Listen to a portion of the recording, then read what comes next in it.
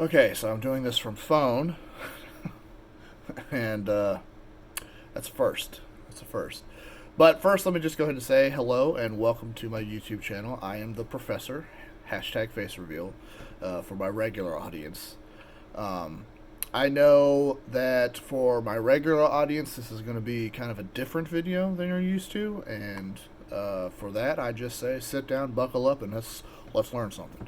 To those of you that are new, feel free to dive into the extra YouTube content, but do so at your own peril. It is good content. It is funny content, but there is a bit of a language label. Okay, so just keep that in mind if you're going to dive into the rest of my content. Okay.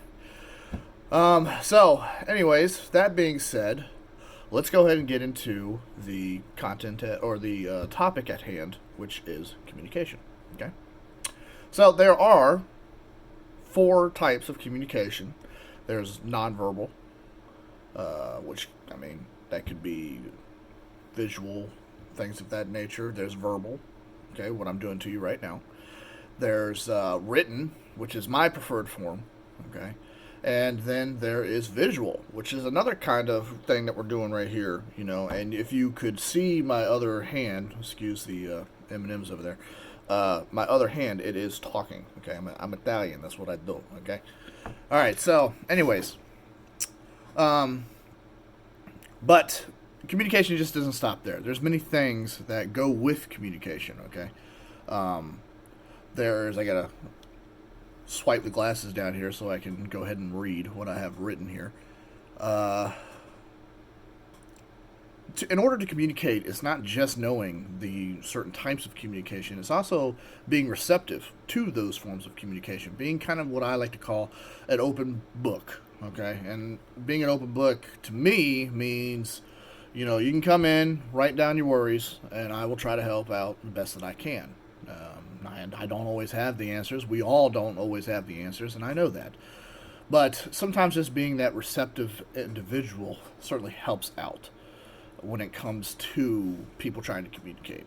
And honestly, that's a make or break it for communication.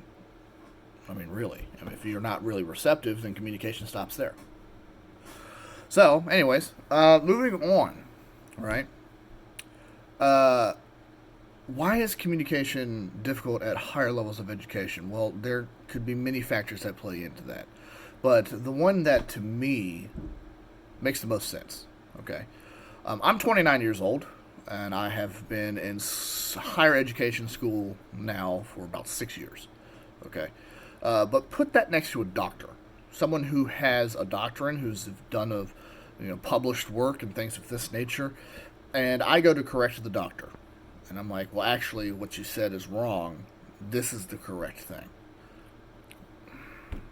9 times out of 10, that doctor is not going to be too keen on taking what somebody that hasn't achieved a doctorate has to say. And that's really kind of where I feel that communication at higher levels of education kind of fades. Okay. Because everybody is living their life. Everybody has, and you have those that are in their 60s up that are still working in the education system that have lived their entire life. The last thing that they care about is what somebody who hasn't lived their entire life has to say about anything. So you have this like preconceived motion that I'm better than you because I have gone through the educational arena and I'm out on the other side. That to me is why there's like this hard thing to achieve, or harder communication, I should say, right? Um, and I've been I have dealt with this with instructors at GCU. As you notice, I'm wearing my purple today. Go Lopes. Um, but it's not always the case.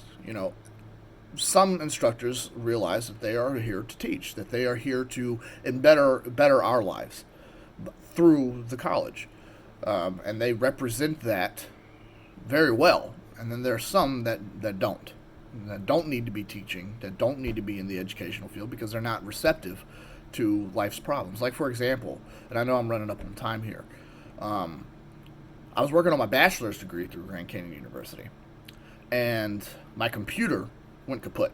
That was it. It was dead. Okay, I lost everything on that computer. I told my instructor.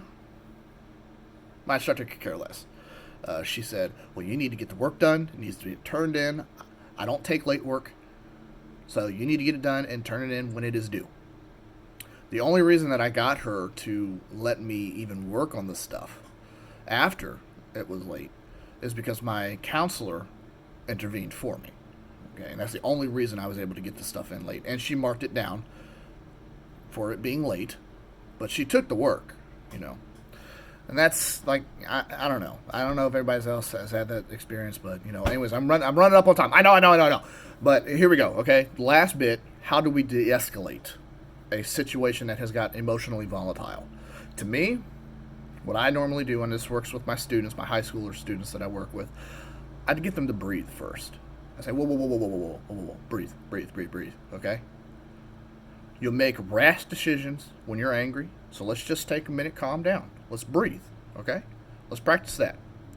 And they start to breathe, and they get calm and everything, and that's, okay, what's going on? What is wrong? How can I help you get this situation resolved?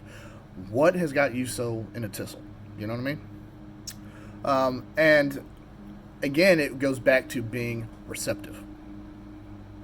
To me, I feel like that's the most important thing when it comes to communication, is being receptive, okay? I know, I'm running up on time, so I'm going to just go finish it here, okay?